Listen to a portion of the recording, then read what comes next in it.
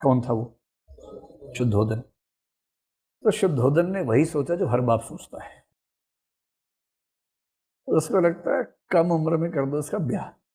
शादी के बाद क्या होगा, एक तो अगर पत्नी बहुत ही सुंदर हुई तो इसका ध्यान कहीं भटकेगा ही नहीं। बाप लोग सोचते हैं ऐसा। दूसरा, अगर एक आध साल में बाप बन गया तो फिर इसकी पूरी जिंदगी बच्चे की खातिरदारी में ही खर्च हो जाएगी कि बच्चा ठीक से पढ़ ले, लिख ले, ये कर ले, वो कर ले। बंध जाएगा, भागने का ख्याल इसके मन से निकल जाएगा। तो बाप ने सोचा 20 साल का हो गया, तुरंत बांधो इसको। 20 में सोचिए, आजकल तो 21 इंच अलाउड नहीं, उस समय 20 में हो जाता था। और 20 साल की उम्र में शादी हुई। अब इस पे जो वर्णन मिलता है, एक वर्णन मिलता है जो आमतौर पर बुद्ध चरित्र वगैरह में है, वो ये कि शुद्धोधन ने खुद ढूंढी अपनी बहू और मुनादी पिटवा दी, दुनिया की सबसे सुंदर कन्या चाहिए मेरे पुत्र के लिए, सन्यासी बनने से रोकना है। तो पता लगा कि भाई एक लड़की यशोधरा है, उसी कपिलवस्तु में रहती है। और उसने पता किया, देखा, उसको खुद भी लगा कि वो अनिंद्य सुंदरी है। यशोधरा के पिताजी से उसने बात की, पिताजी थोड़ा नानुकुर कर रहे थे लेकिन समझा दिया। राजा मान रहा तो कैसे कैसे बना गया। फाइनली सहमति बन गई और इनका विवाह हो गया। और शुद्धोधन को लगा कि अब देखता हूं हाथ की रेखाएं ज्यादा मजबूत हैं या मेरी योजना ज्यादा मजबूत है। शुद्धोधन को ऐसा लग रहा है। लेकिन बाकी रचनाओं में जिक्र मिलता है, जैसे डॉक्टर अम्बेडकर ने जो जिक्र किया, उसमें विवाह का जिक्र ऐसा नहीं। डॉक्टर अम्बेडकर क्या कर रहे हैं कि महिलाओं का सम्मान जहां जहां बढ़ सकता है बढ़ा रहे हैं। यशोधरा के सम्मान को लेकर तो बहुत डिबेट रही है हमारी कल्चरल हिस्ट्री में। जो मैथिशन गुप्त कर रहे थे अपने स्तर पे, और गुप्त जी के 20-30 साल बाद अम्बेडकर हैं, उनकी भी जिम्मेदारी बनती है कि परंपरा को इस तरह से रीडिफाइन करें कि सम्मान महिलाओं का बढ़े।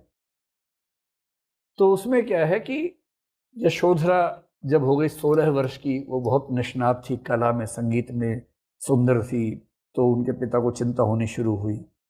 तो पिता का नाम था दंडपाणि। तो दंडपाणि को जब चिंता हुई विवाह की, तो उसने कहा कि मेरी बेटी के विवाह के लिए स्वयंवर होगा। देखिए, स्वयंवर का मतलब तो ये है कि बेटी स्वयं अपना वर चुनेगी। कितना सिंपल है। और हर परंपरा में ऐसा ही होना चाहिए।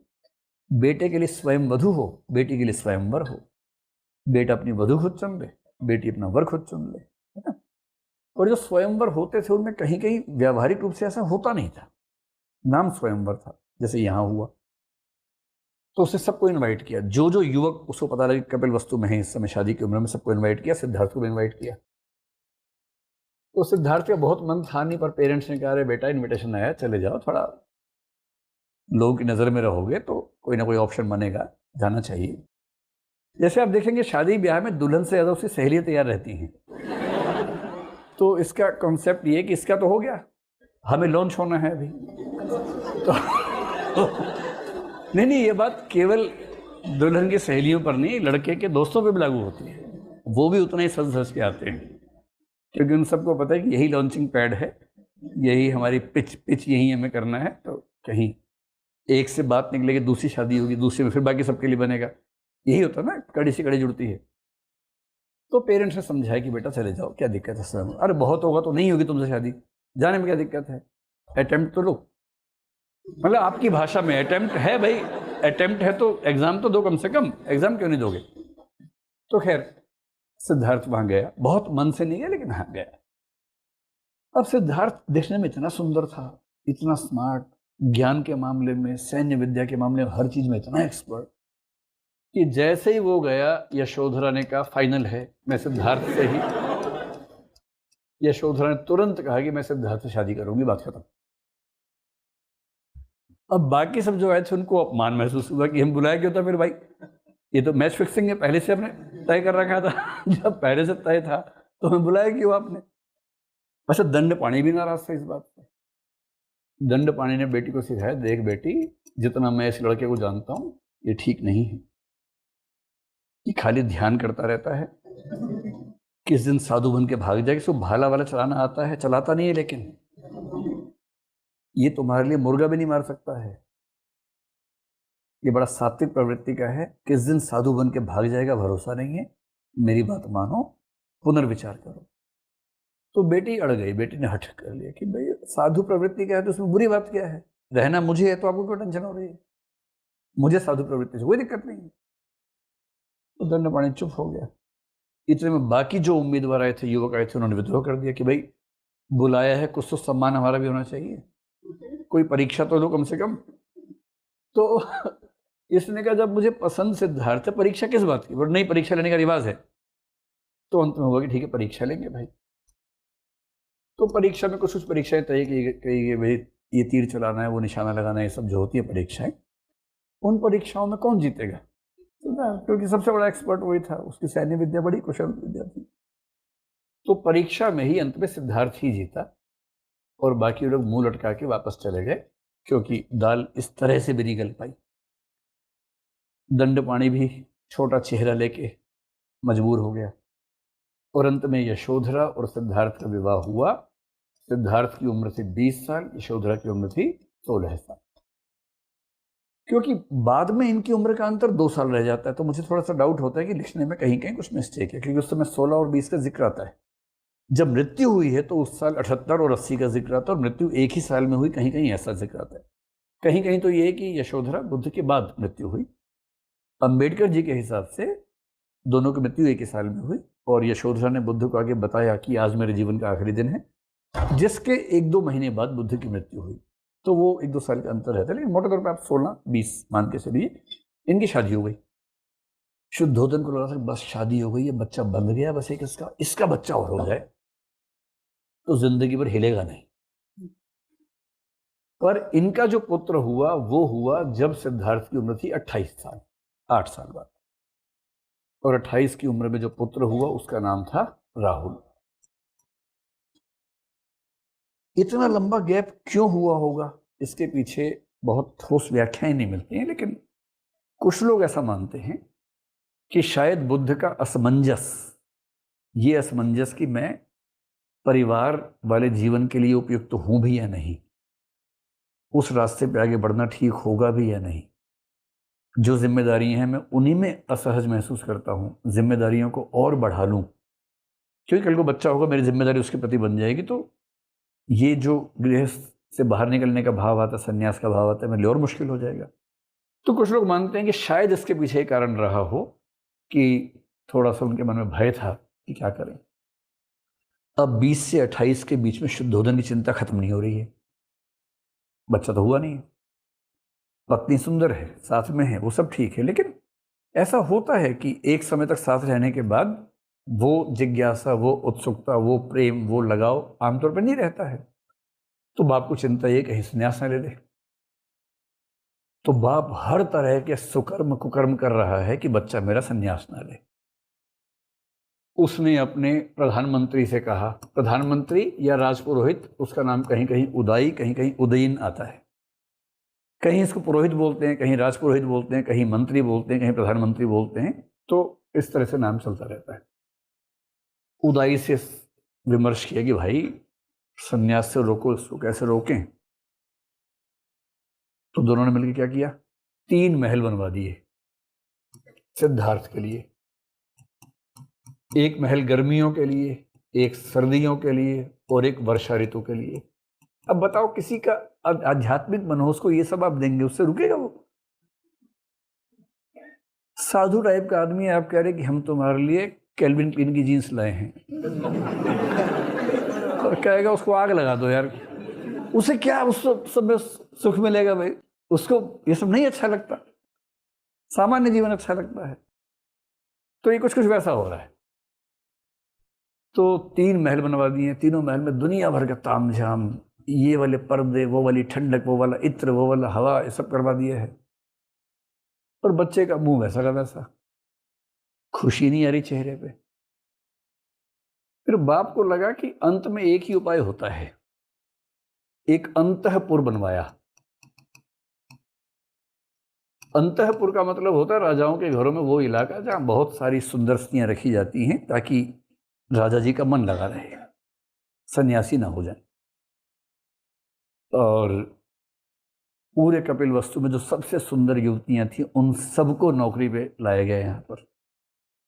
और उदाई ने उन सबको ट्रेनिंग दी है, ठीक से समझाया है, लेक्चर दिया है कि देखो आप सब इतने सुंदर हैं कि आप जब चलती हैं तो लोग रुक रुक के देखते हैं, मैं जानता हूं, ट्रैफिक जाम हो जाता है, मैं जानता हूं। किसी सामान्य व्यक्ति को प्रभावित कर लेना छोटी मोटी बात है। आपकी असली परीक्षा तब होगी जब आप किसी बड़े व्यक्ति को प्रभावित कर सकें, बांध सकें, वो आपके मोह पाश में बंध जाए, आपके आकर्षण में बंध जाए। और इस समय जो सबसे बड़ी चुनौती आपके लिए वो सिद्धार्थ है। दम है तो उसको बांध के दिखाओ, ऐसे प्रेरित कर रहे हैं, मोटिवेट कर रहे हैं उनको। और उनके चेहरे पर ये भाव आ रहा है, बहुत देखिए हमने, भेजो ना। उनके चेहरे पर ऐसा भाव है कि अरे ठीक है, हम तो जहां जाते लाइन वहीं से शुरू होती है, ये क्या बात है, आप भेजो। तो फिर उसने कहा कि अब तो मंतव्य में रहो, वो कभी कभी यहाँ से गुजरेगा तो आपका काम है उसको रोकना, संभालना, प्रेरित करना। अब गौतम बुद्ध वहां से निकले, सबने पूरी अदाएं बिखेरी अपनी, उसने फूटी आंख से देखा तक नहीं और सीधे निकल गया। कोई सामने आके चेहरा दिखाई दिया, उसे यूं देखा, वितृष्णा के भाव से चेहरा फेर के आगे चला गया कि क्या, कौन हो यार तुम, कहां से आ जाते हो, कितना अपमान है सोचिए किसी का। कोई अपने पूरी सुंदरता की ताकत से आपके सामने आके नृत्य करने लगे और आप उसको देख के यूं करें, क्या है चलो कहां से आ गए। इतनी बेरुखी उनके व्यवहार में थी। तो ये सब भी तनाव में कि भाई ये तो हम कुछ भी नहीं कर पा रहे।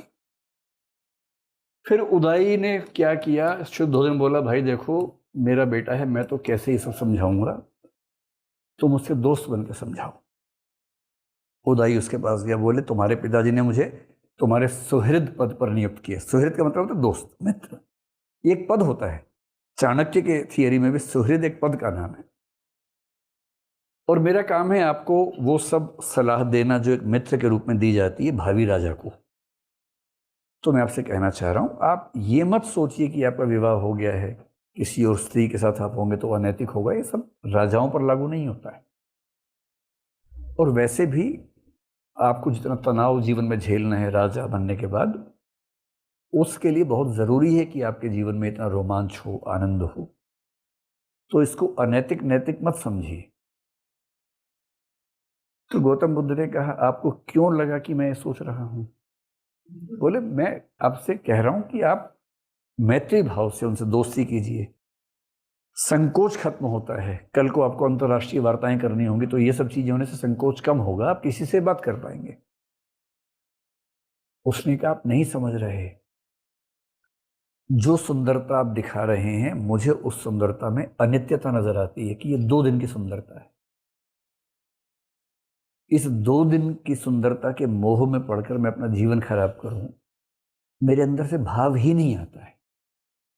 ऐसा नहीं है कि मैं उनका अपमान कर रहा हूं, मेरे अंदर से वो आकर्षण का भाव ही नहीं आता जो आपको लगता है कि बहुत नेचुरल है, आना ही चाहिए। तो आप ऐसे कितने भी उपाय कर लेंगे, मुझ पर रत्ती भर फर्क नहीं पड़ेगा, आप इस बात को मान लीजिए। तो उदाई भी बेचारा छोटा सा चेहरा लेके चला गया शुद्धोधन के पास कि जी हमें भी समझ में नहीं आ रहा है, बहुत कोशिश की, यही संवाद वाली बात, यही थी बात। अब माहौल बन गया है महाभिनिष्क्रमण का, एक्सोडस। अब सिद्धार्थ को जाना है। और यहां आके डॉक्टर अंबेडकर ने एक ऐसी नई धारा पकड़ी है, ये मुझे भी बहुत आइडिया था नहीं 2 साल पहले तक। 2 साल पहले मैंने किसी वीडियो में जिक्र किया कि भाई 4 दृश्य देखे थे गौतम ने, उसके बाद चले गए। तो एक किसी ने कमेंट किया कि सर डॉक्टर अंबेडकर ने जो इस बात की सही व्याख्या की है, प्रामाणिक व्याख्या की है, कि आपने वो नहीं पढ़ी। तो मुझे लगा इसकी भी कोई नई व्याख्या है। तो मैंने उनकी किताब मंगवाई, बुद्ध और उनका धम्म, पूरी किताब पढ़ी और मैं पढ़ के चौंक गया कि फिर मुझे और बेचैनी हो गई कि ये व्याख्या ही कहाँ से।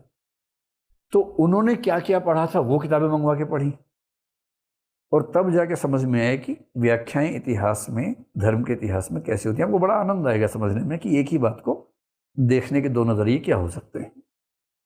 और मैं जानबूझ के सारी बुक्स के नाम ले आया हूं ताकि जो लोग हमला करेंगे उनको पहले बुक का नाम दिख जाए, पहले बुक पढ़ना फिर हमला करना। और बुक पढ़ते ही नहीं हमला करने वाले, तो फिर हमला भी नहीं करते। तो महाभिनिष्क्रमण का मतलब बुद्ध का अपना घर छोड़ के जाना।